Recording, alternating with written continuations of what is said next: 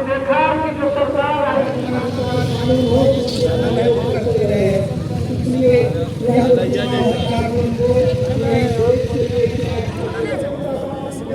खींचो खींचो उधर इधर धीरे धीरे आगे आइए इधर तो फिर जगह पर हो जाएगा।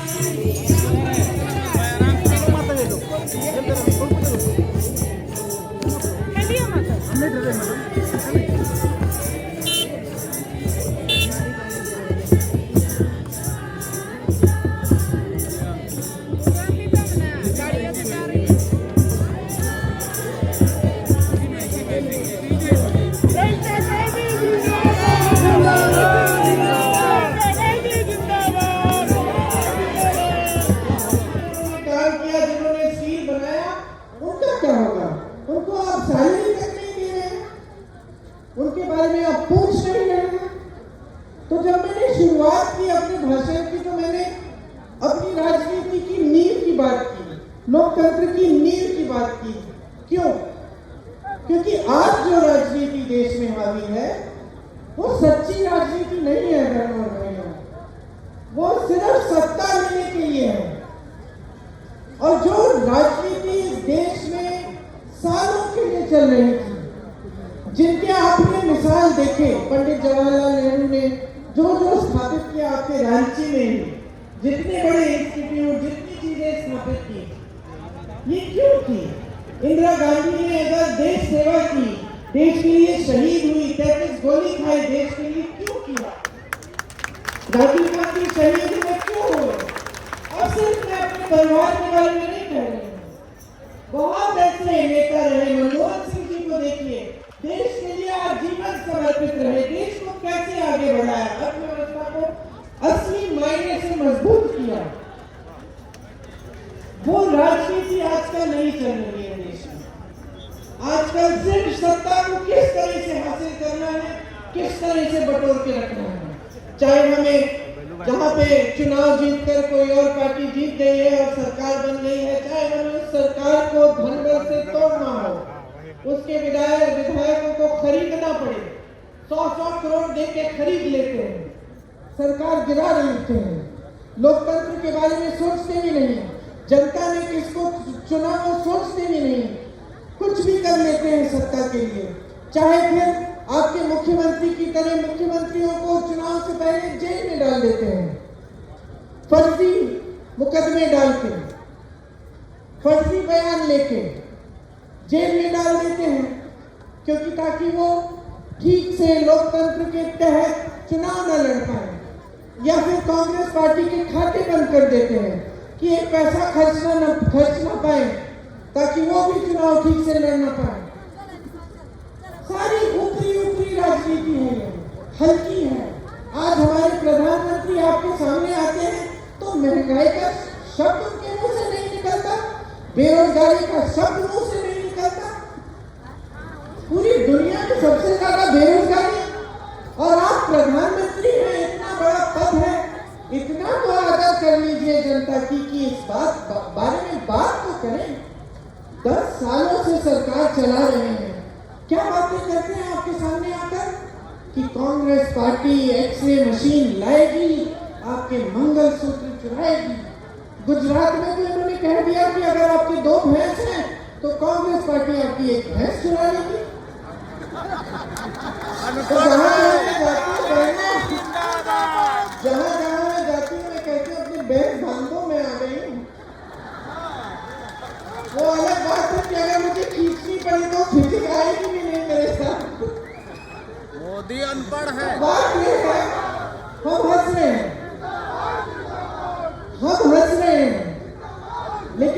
लेकिन ये हंसने वाली बात नहीं है, ये दुख की बात है। ये दुख की बात है कि आज हमारे देश के जो सबसे बड़े नेता हैं, वो इतना भी आदर नहीं कर रहे हैं हमारे देश की जनता की कि चुनाव के समय जब वोट लेने का समय है 10 साल आपकी सरकार वो गिनवा लीजिए, जो आप करने जा रहे हैं वो बता दीजिए नौजवानों को। और सबसे बड़े संकट है जनता के, महंगाई, बेरोजगारी, इनके बारे में बात तो करिए। ठीक है, आपसे नहीं रुक पाया, आप नहीं कर पाए, ये सुलझा नहीं कर पाए, कम से कम बोलिए तो सही, कहिए कि मैं जानता हूँ कि इतनी बेरोजगारी है कि आप मुश्किल में हैं, मैंने कोशिश की, मैं कोशिश करूंगा, इतना तो कह दीजिए। लेकिन इतना भी नहीं कहते, वो भैंसों की बात कर रहे हैं, मंगलसूत्र को चुराने की बात कह रहे हैं।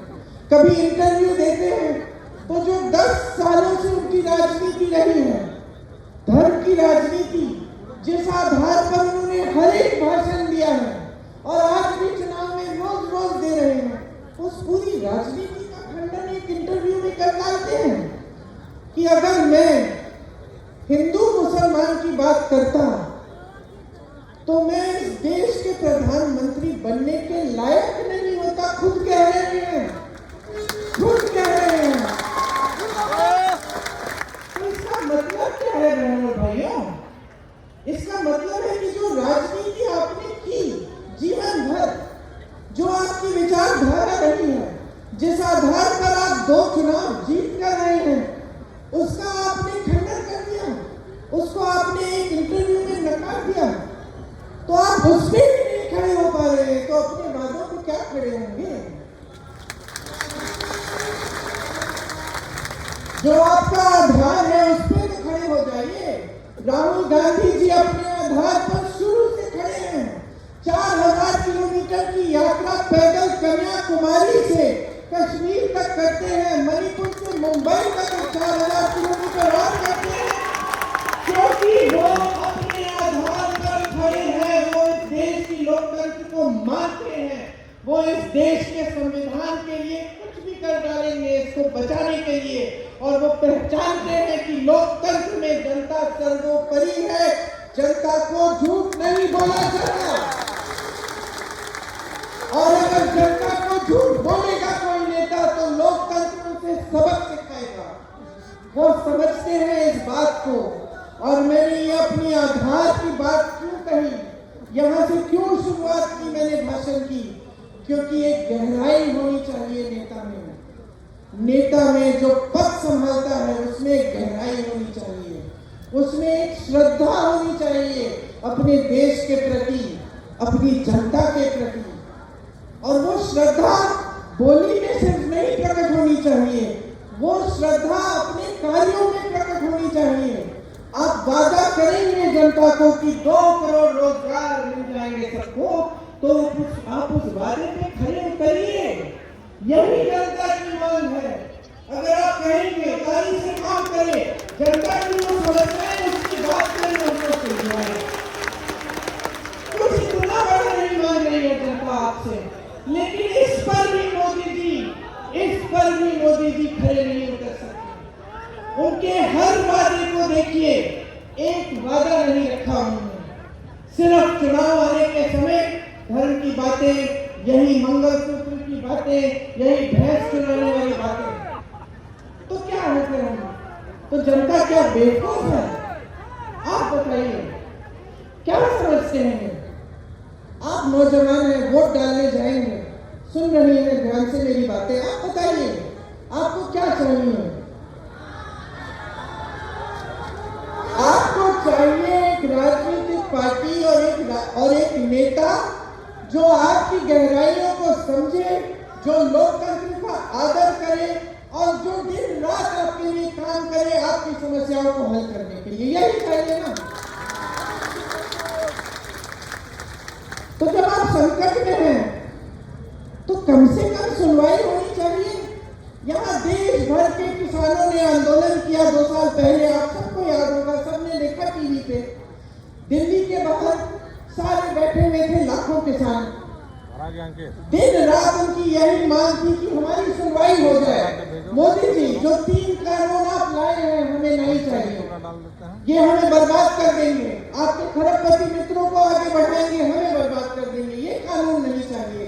मोदी जी क्या अपने घर से निकले उनसे बात करने के लिए? सुनवाई हुई उनकी, 600 किसान शहीद हो गए, 6 किसानों को जीप के नीचे कुचल दिया इनके मंत्री के बेटे ने। मोदी जी ने एक लफ्ज नहीं कहा, पलक नहीं झपकाई। यही है हमारे देश के प्रधानमंत्री। चुनाव आने लगा उत्तर प्रदेश का, उस समय विधानसभा का चुनाव था, चुनाव आने लगा, वोटों की बात हो गई, भैया कानून रद्द कर दो, कानून रद्द कर दिया।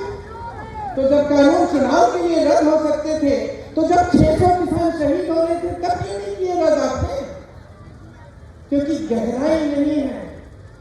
असलियत ये है बहनों और भाइयों, शायद आपको पसंद भी नहीं आएगी असलियत, लेकिन गहराई नहीं है इनमें। महिलाओं की बात लीजिए, महिलाओं के लिए आरक्षण की बात की इन्होंने, संसद में पास किया 33% आरक्षण महिलाओं के लिए। मोदी जी को माले लगाए दिए, देश के लिए मैंने देश को मैंने गर्वित किया है। वो खुद सोच नहीं सकती थी कि उसकी भी सुनवाई नहीं होगी। आज उसी नेता के बेटे को टिकट दिया हुआ है, चुनाव लड़ रहा है। गहराई कहाँ है? गहराई कहाँ है? बातों में गहराई नहीं है, कर्मों में गहराई नहीं है। गहराई कहाँ है? और अगर गहराई नहीं है हमारी राजनीति में, अगर हमारे प्रधानमंत्री में नहीं है, तो देश कैसे चला रहे हैं? मैं बताती हूँ, सारा देश बड़े बड़े खरबपतियों के लिए चल रहा है। सारा देश अडानी जी, अंबानी जी और 2200 खरबपतियों के लिए चल रहा है।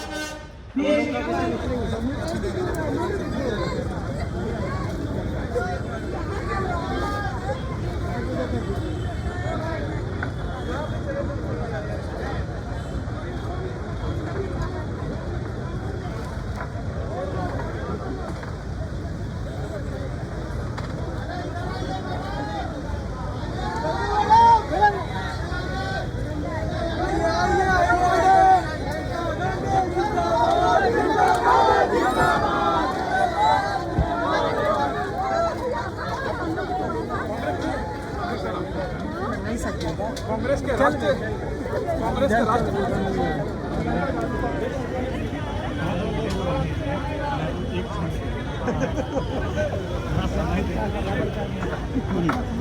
नहीं दे पाएगा, प्रोटोकॉल रखता है ना, प्रोटोकॉल रखता है।